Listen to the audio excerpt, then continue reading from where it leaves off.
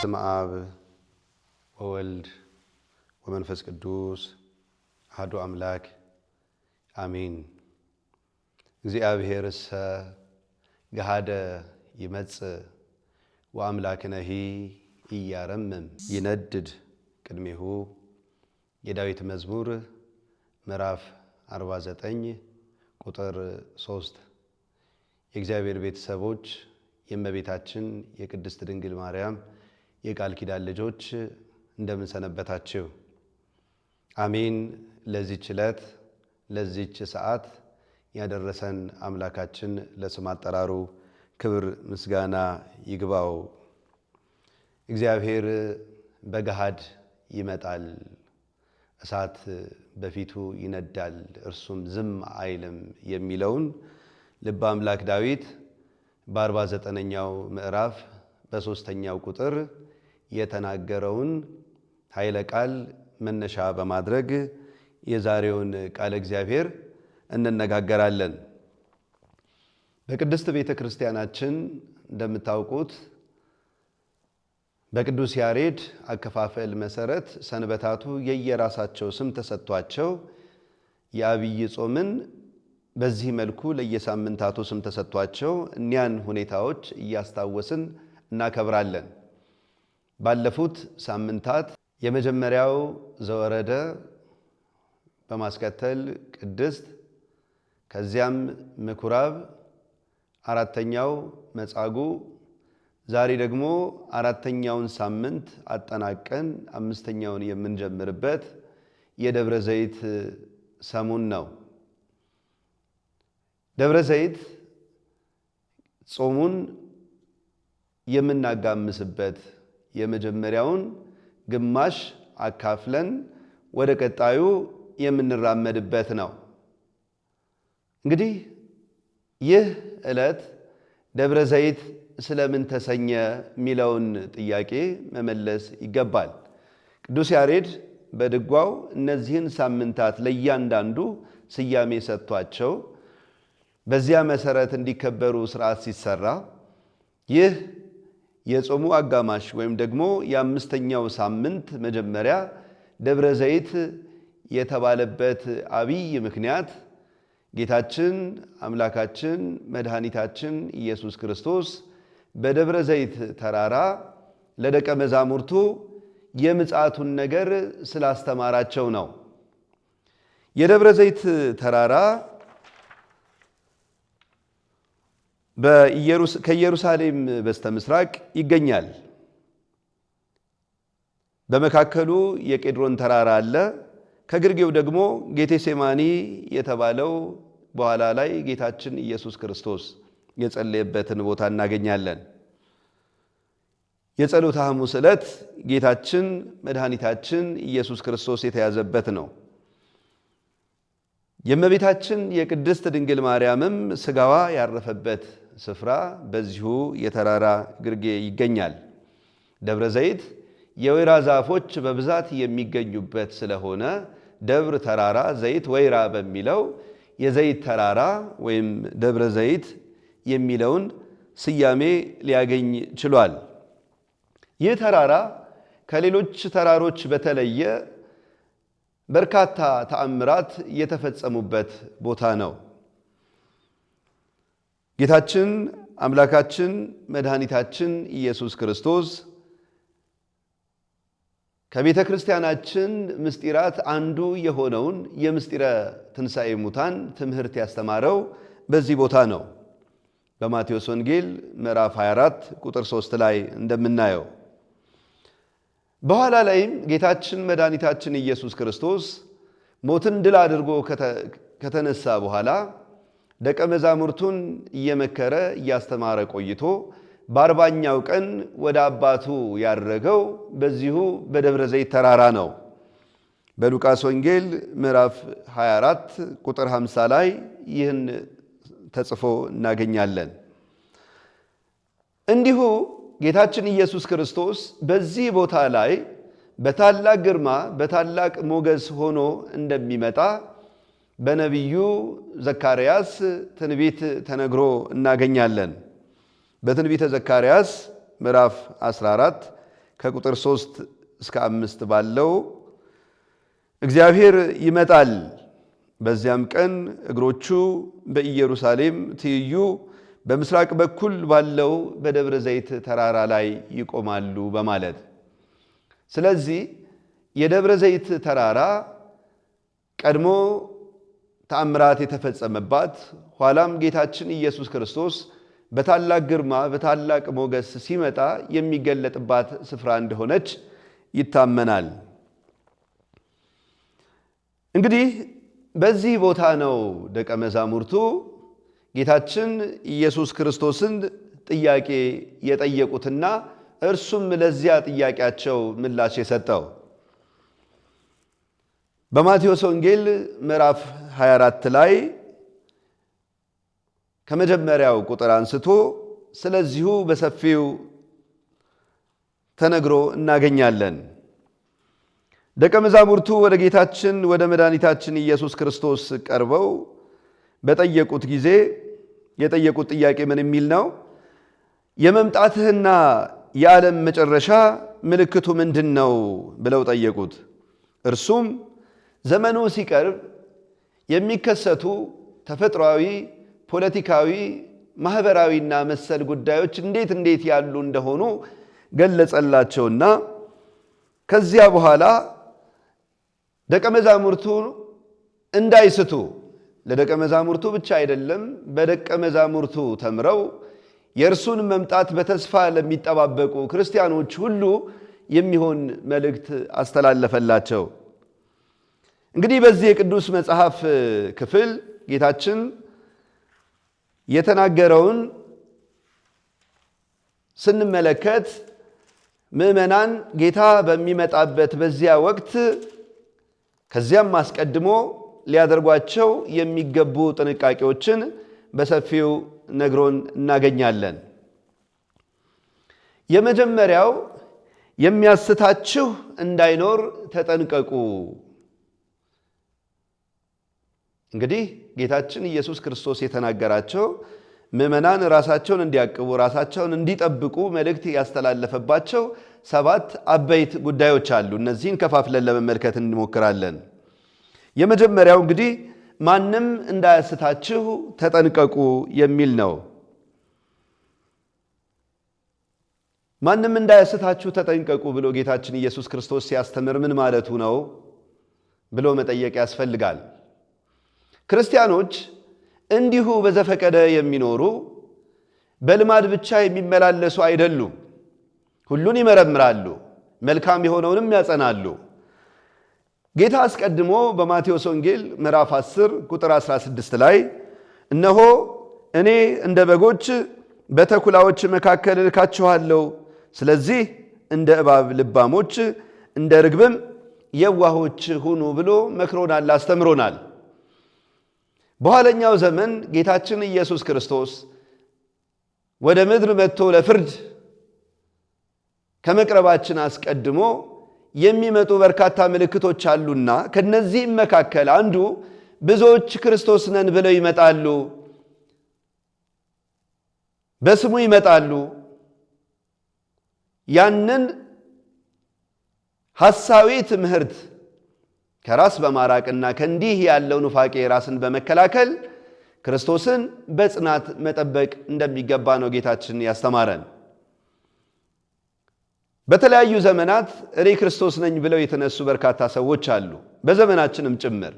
ይህ ብቻ አይደለም፣ ስለ ክርስቶስ እንንገራችሁ ብለው ቅድስት ቤተ ክርስቲያናችን ከምታስተምረው ውጪ በሆነ መንገድ የክርስቶስን ማንነት ሊነግሩን ሊያስተምሩን የሚዳዳቸው ሰዎች አሉ። ነገር ግን እኛ አባቶቻችን እንዳስተማሩን እርሱ ራሱ ባለቤቱ ጌታችን መድኃኒታችን ኢየሱስ ክርስቶስ እንዳስተማረን በእርሱ መንገድ እንመላለሳለን እንጂ ሌላ አዲስ በሆነ እንግዳ ትምህርት የምንወሰድ ሊሆን አይገባም ማለት ነው። ስለዚህ ነው ጌታችን ኢየሱስ ክርስቶስ ብዙዎች እኔ ክርስቶስ ነኝ እያሉ በስሜ ይመጣሉ ያለው። እኒህ ሰዎች ሐሰተኛ ነቢያት፣ ሐሰተኛ አጥማቂያን የመሳሰሉት በክርስቶስ ስም ይመጣሉ። የሚናገሩት ሊሰምርላቸው ይችላል። እንደነ ኢያኔስና ኢያንበሬስ በርካታ ተአምራትን ሊፈጽሙ ይችላሉ። ነገር ግን እኛ አማናዊው ክርስቶስን የምናውቅ ከተአምራት በላይ የሆነ ተአምራት ኢያኔስና ኢያንበሬስ በትሮቻቸው ወደ እባብ በተቀየሩ ጊዜ ሙሴም እባቡ ወደ በትር ተቀይራ የእነርሱን እንደበላችሁ ሁሉ ከእኛ ጋር ያለው እውነተኛው ክርስቶስ ነውና በሐሰት የክርስቶስን ስም እያነሱ የሚመጡ ቢኖሩ ልንቃወማቸው ይገባል ማለት ነው። ይሄ አንዱ የዘመናችን ትልቅ ችግር ስለሆነ ምዕመናን በዚህ ረገድ ጥንቃቄ ሊያደርጉ ይገባል ማለት ነው። ጌታችን የተናገረው ሁለተኛው ታቀቡ ወይም ደግሞ ተጠበቁ ብሎ ከተናገረባቸው አበይት ጉዳዮች ውስጥ ሁለተኛው በዚያ ዘመን ጦርንም የጦርንም ወሬ ትሰሙ ዘንድ አላችሁ፣ ይህ ሊሆን ግድ ነውና ተጠበቁ፣ አትደንግጡ።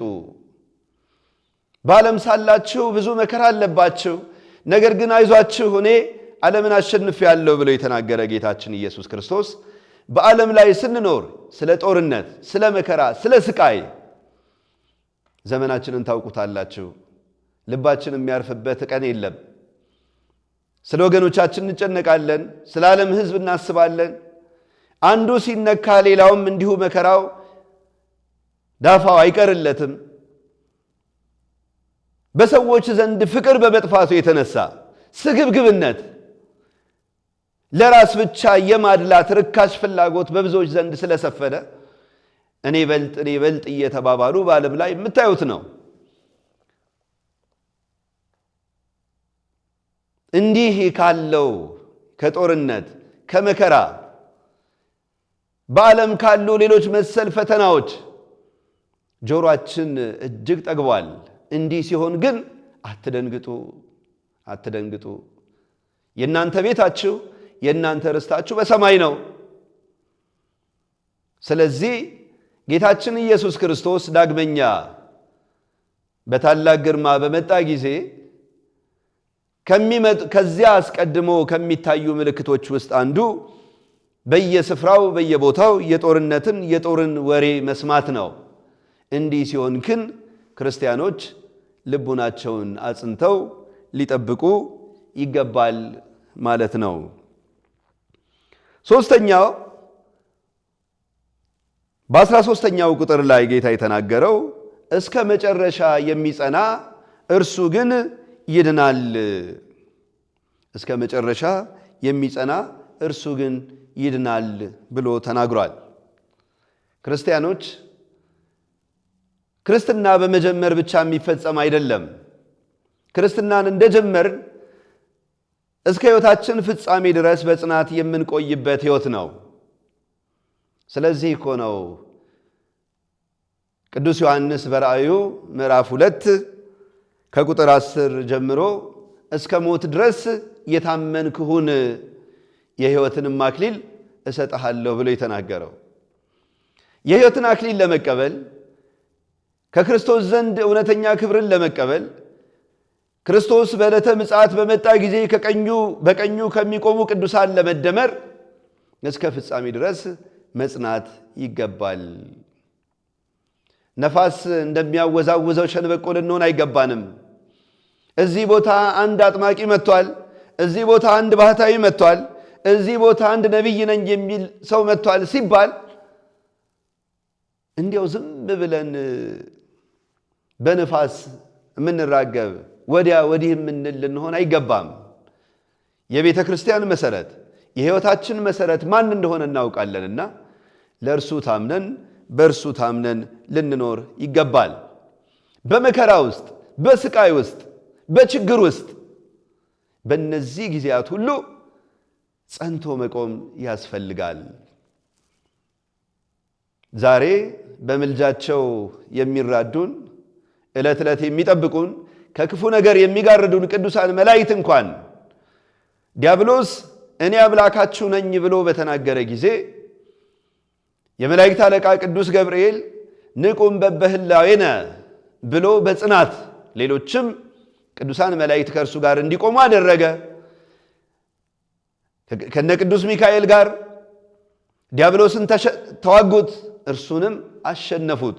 በዚህ በጽናታቸው እግዚአብሔር ይህንን ታላቅ ክብር አደላቸው፣ ሰጣቸው። ስለዚህ ከቅዱሳን መላእክት ከቅዱሳን አባቶቻችን የምንማረው ይህንን ጽናት ነው። ክርስትና በመጀመር ብቻ የሚገለጥ አይደለም። የሕይወትን አክሊል መቀበል የሚቻለው እስከ መጨረሻ ድረስ ታምኖ እስከ መጨረሻው ድረስ ጸንቶ በመኖር ስለሆነ ማለት ነው። ስለዚህም ነው ሐዋርያው ቅዱስ ጳውሎስ ለጢሞቴዎስ መልእክት ሲልክለት በምዕራፍ 4 ቁጥር 2 ላይ በጊዜውም ያለ ጊዜውም ጽና ብሎ የመከረው ያስተማረው።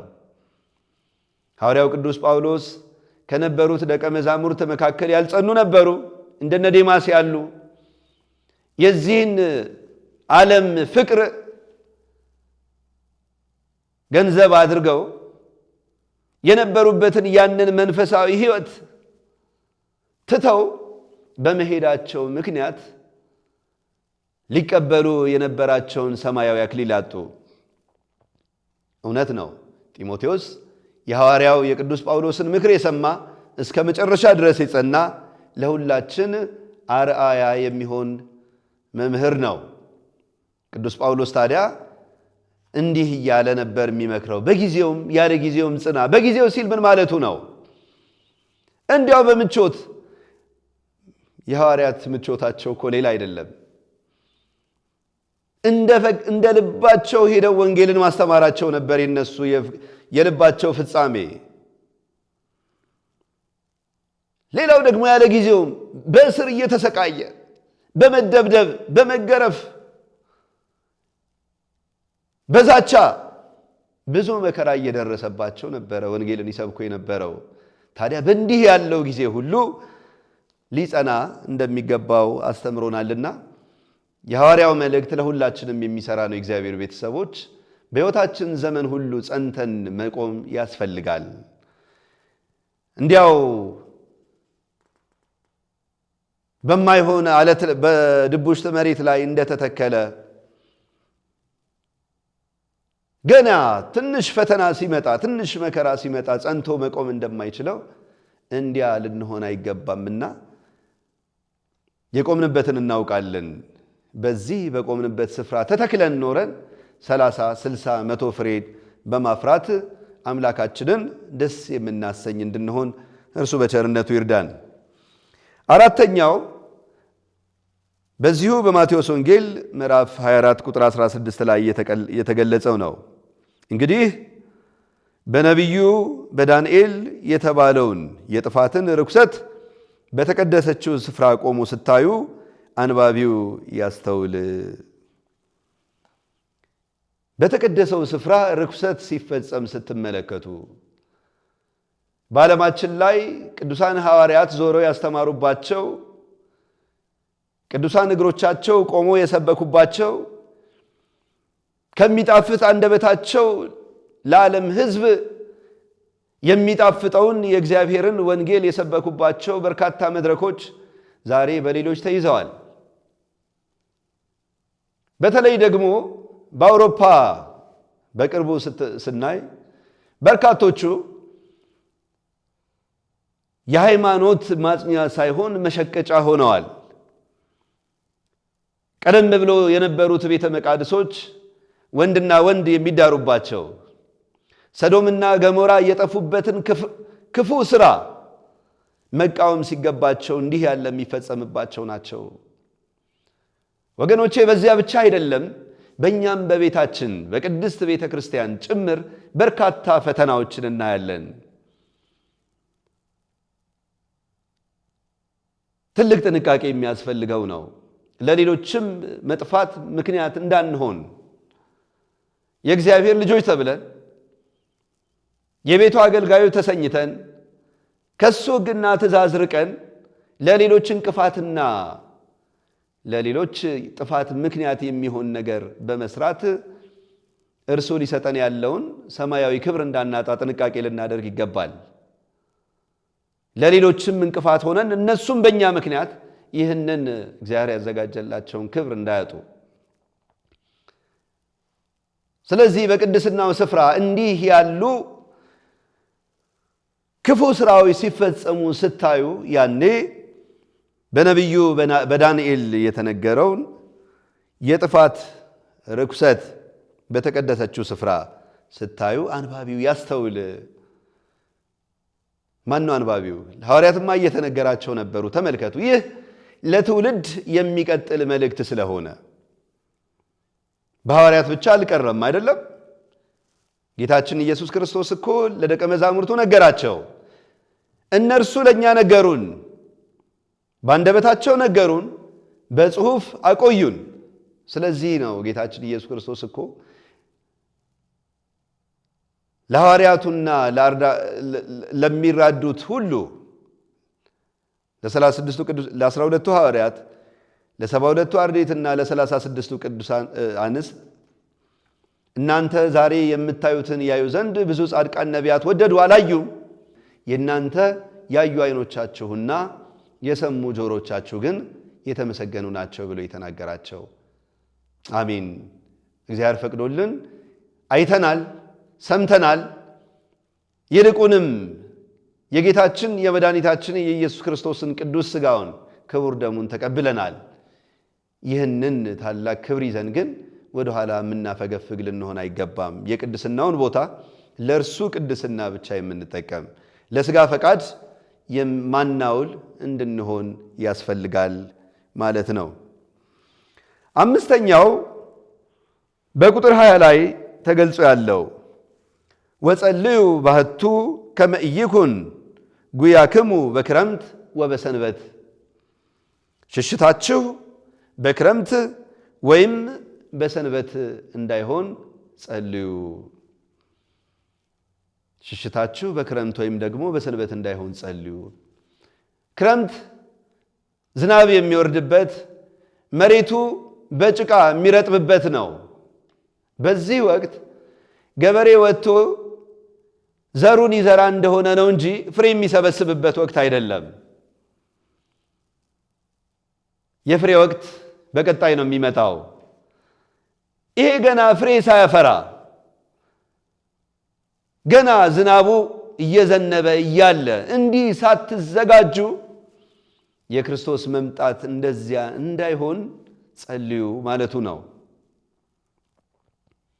በሉቃስ ወንጌል ምዕራፍ 13 ቁጥር 6 እስከ 9 ባለው ጌታችን ኢየሱስ ክርስቶስ የተናገረውን ምሳሌ እናስታውሳለን። የወይን ባለቤት ነበረ። ያ የወይን ባለቤት ለዚያ ለወይን ተንከባካቢ ቀጥሮለት ወይኑ ፍሬን ያፈራ እንደሆነ ብሎ በዓመቱ መጣ። ወይኑ ፍሬ የለውም፣ ቅጠል ብቻ ነበረ። እንዲሁ በዓመቱ ተመልሶ መጣ። አሁንም ፍሬ አልነበረውም። ሶስተኛ ጊዜ መጥቶ ሲያይ አሁንም ፍሬ የለውም። ምን ብሎ ተናገረ?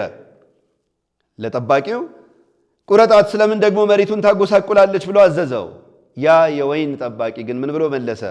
ጌታ ሆይ ዙሪያዋን እስክኮተኩትላትና ፋንድያ እስካፈስላት ድረስ በዚህ ዓመት ደግሞ ተዋት፣ ብታፈራ መልካም ነው፣ ባታፈራ ግን ትቆርጣታለህ ብሎ ተማጽኖት ነበረ። ተመልከቱ፣ እግዚአብሔር ከኛ ሁል ጊዜ ፍሬን እንደሚፈልግ እንዲሁ በእምነት ብቻ ሳይሆን ምግባር ከሃይማኖት ጋር አስተባብረን መኖር እንደሚገባ ሎጥና ቤተሰቦቹ ከዚያች ከዞዓር እስኪወጡ ድረስ ዳንኪራቸውን፣ ጭፈራቸውን፣ አሸሸ ገዳማቸውን አላቆሙም ነበረ እስከ መጨረሻው። ከዚያ በኋላ መላእክት ናቸው ድኝ እየነሰነሱ በከተማዋ ይኖሩ የነበሩትን ሙሉ ሕዝቡንም እንስሳቱንም አንዳች ነገር ሳይቀር ያጠፉት። በዚህ ውስጥ ደግሞ ብንመለከተው አንድ ታሪክ አለ። እስከ መጨረሻው መጽናት አቅቷቸው እነዚያ ቅዱሳን መላእክት ከሰጧቸው ትእዛዝ መካከል አንዱ ወደ ኋላ አትመልከቱ የሚል ነበረ።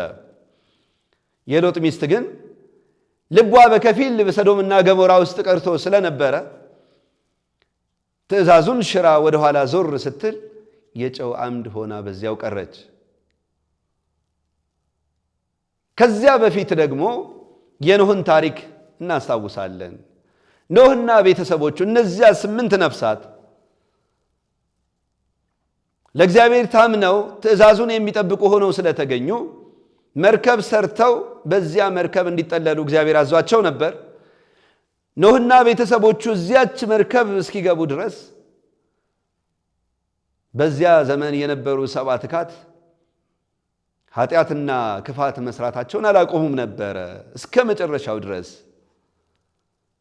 ለክርስቲያኖች ግን የሚሻለን የሚበጀን ወደ እግዚአብሔር መመለስ ነው።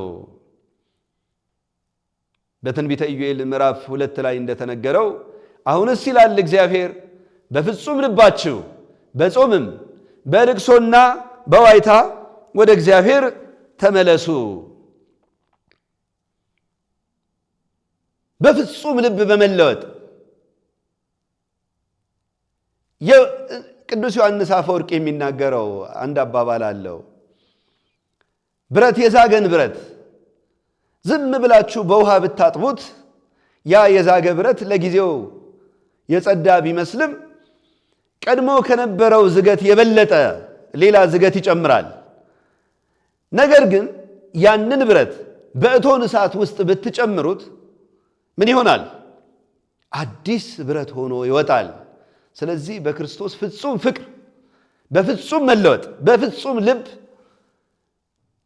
ልንቀየር ይገባል።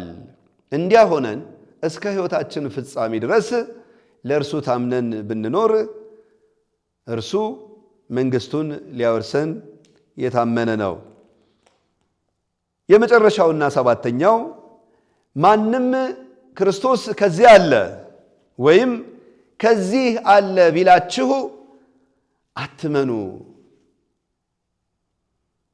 እንዲህ ብለው የሚነሱ ሐሰተኛ ነቢያት የተመረጡትን ሁሉ እስኪያስቱ ድረስ ይሳካላቸዋል። ቃለ እግዚአብሔርን የሚናገሩ የሚመሰክሩ፣ በቤቱ የሚመላለሱ፣ ከደጁ የማይጠፉ ብዙ ወንድም እህቶቻችን እኮ በዚህ ዲያብሎስ በሸመቀው ክፉ ሴራ ተጠልፈው ከቤተ ክርስቲያን ወጥተዋሉ። እኛ ግን እስከ መጨረሻ ድረስ እውነተኛ አምላካችን የት እንደሚገኝ እናውቃለንና በዚህ በቤቱ ጸንተን ለመኖር ራሳችንን ማዘጋጀት አለብን። እንግዲህ ጌታችን መድኃኒታችን ኢየሱስ ክርስቶስ በታላቅ ግርማ ከመጣ በኋላ ጻድቃንን በቀኙ ያቆማቸዋል፣ ኃጥአንን በግራው ያቆማቸዋል። በዚህ ጋር ቁሙ ተብለው አይደሉም ጻድቃን በቀኙ የሚቆሙት፣ ኃጥአንም በዚህ ጋር ቁሙ ተብለው አይደለም በግራ የሚቆሙት። ነገር ግን ስራቸው ራሱ በቀኝና በግራ እንዲቆሙ ያደርጋቸዋል። ጌታችን ኢየሱስ ክርስቶስም ቀደም ብሎ ራሱን ዝቅ አድርጎ በትህትና እንደመጣው ያለ አይደለም የሚመጣው፣ በታላቅ ግርማ መላእክቱ ምስለ አእላፍ መላእክቲሁ፣ በታላቅ ግርማ በታላቅ ሞገስ በታላቅ ክብር ነው የሚመጣው። አቤት ያኔ የእኛስ መቆሚያ ቤት ይሆን? የእግዚአብሔር ቤተሰቦች ፍጻሜያችን እንዴት ይሆን? ይህን እያሰብን ምሕረቱን ቸርነቱን የምንጠይቅ ለዚህች ኃላፊና ብልጭልጭ ዓለም ብለን ታላቁን ክብር በዚህች በማትረባ ክፉ ዓለም እንዳንቀይር ጥንቃቄ ልናደርግ ይገባል። በሥጋ ፈተና ምክንያት የምንሰራቸው በደል ኃጢአት ሊኖሩ ይችላሉ። ነገር ግን በበደልነው መጠን ወደ እርሱ በንስሐ እየተመላለስን አቤቱ አምላኬ ሆይ ይቅር በለኝ እያልን ልንማጸነው ይገባል። ኃጢአት በደል የሚባለው ደግሞ ምንድን ነው? እግዚአብሔር የከለከላቸውን እንዲህ አታድርጉ ብሎ የተናገራቸውን ነገሮች አለመፈጸም ብቻ ነው ወይ? በቂ አይደለም። ክርስቲያኖች እንዲህ ካለው ከክፉ ከመከልከል ተጋሃስም እኩይ ወግበር ሰናየ፣ ከክፉ ነገር ሁሉ ተከልከል መልካምን ነገር አድርግ ተብሎ እንደተነገረ በዚህ ራሳቸውን ሊያነጹ እንደሚገባ ሁሉ ደግሞ ጌታ ሲመጣ የሚጠይቃቸውን ጥያቄዎች አንገታችንን ሳንቀልስ ፊታችንን ሳንመልስ መመለስ የምንችልበት ያንን ምግባር አስቀድሞ መያዝ ይገባል። በ25ኛው ምዕራፍ ላይ እንደምናየው ጌታችን ኢየሱስ ክርስቶስ ከመጣ በኋላ የሚጠይቀን ጥያቄ ምንድን የሚል ነው? ተርቤ አብልታችሁኛል፣ ተጠምቼ አጠጥታችሁኛል፣ ታርዤ አልብሳችሁኛል፣ እንግዳ ሆኜ ተቀብላችሁኛል፣ ታስሬ ጎብኝታችሁኛል የሚል ነው። እጅግ ግሩም ምስጢር ነው የእግዚአብሔር ቤተሰቦች። ይትፌሳህ ልብ ዘይሐሶ ለእግዚአብሔር ይላል ልበ አምላክ ዳዊት። እግዚአብሔርን የሚፈልግ ልብ ደስ ይበለው።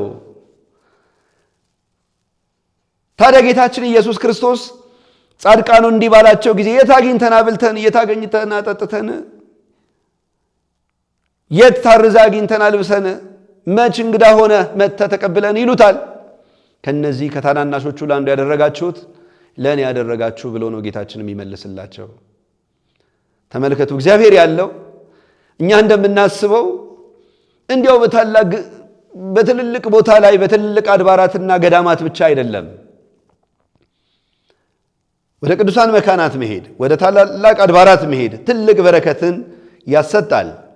ነገር ግን ብዙዎቻችን የማናስተውለው እግዚአብሔርን የምናገኝበት ትልቁ ስፍራ ደግሞ በድሆች ዘንድ ነው። የተራበውን ስናበላ እግዚአብሔር በዛ አለ። የተጠማውን ስናጠጣው እግዚአብሔር በዛ አለ። የታረዘውን ስናለብሰው እግዚአብሔር በዛ አለ። እግዚአብሔር ከተገፉት ጋር ነው። እግዚአብሔር ከትሑታን ጋር ነው። ስለዚህ ጌታችን ኢየሱስ ክርስቶስ ዳግመኛ በታላቅ ግርማ በመጣ ጊዜ እነዚህን ጥያቄዎች ሲጠይቀን እኛም በፊቱ የምናፍር እንዳንሆን በሕይወት እያለን ካለን ከፍለን ለወንድሞቻችን ለእህቶቻችን አካላቸው ለጎደለ በተለያየ ምክንያት አጥተው በረሃብ የሚሰቃዩ ወገኖቻችንን የመደገፍ ኃላፊነት አለብን። እንዲያው በስም ብቻ ክርስቲያን ነን ብንል ምንም ረብ ምንም ጥቅም የለውም። የእግዚአብሔር ቤተሰቦች ስለ ክርስቶስ መምጣት ሐዋርያውም እንዲህ ሲል ተናግሯል። በሁለተኛ ጴጥሮስ ምዕራፍ 3 ቁጥር 13 ላይ ነገር ግን ጽድቅ የሚኖርባትን አዲስ ሰማይና አዲስ ምድር እንደ ተስፋ ቃሉ እንጠብቃለን። ስለዚህ ወዳጆች ሆይ ይህን እየጠበቃችሁ ያለ ነውርና ያለ ነቀፋ ሆናችሁ በሰላም በእርሱ እንድትገኙ ትጉ። ያለ ነውርና ያለ ነቀፋ እንዲሁም ወንድሞቻችንን በጎደላቸው እህቶቻችንን ባነሳቸው ነገራቸው ሁሉ ከጎናቸው ሆነን ምን ልርዳ ምን ልደግፍ እያለን ያለንን አካፍለን ብንሄድ እግዚአብሔርን እጅግ ደስ የሚያሰኝ ነው። ከክፉ ከተከለከልን መልካሙን ነገር ካደረግን ጌታችን ኢየሱስ ክርስቶስ እናንተ የአባቴ ብሩካን ኑ ዓለም ሳይፈጠር አስቀድሞ የተዘጋጀላችሁን መንግሥት ውረሱ ይለናልና እኛም በሃይማኖት በምግባር ጸንተን በጎ ትሩፋት ፈጽመን እርሱ ጌታችን መድኃኒታችን ኢየሱስ ክርስቶስ ዳግመኛ በመጣ ጊዜ በቀኙ ከሚቆሙ ቅዱሳን እንዲደምረን የእርሱ ቸርነት የእመቤታችን የቅድስት ድንግል ማርያም አማላጅነት አይለየን። አሜን።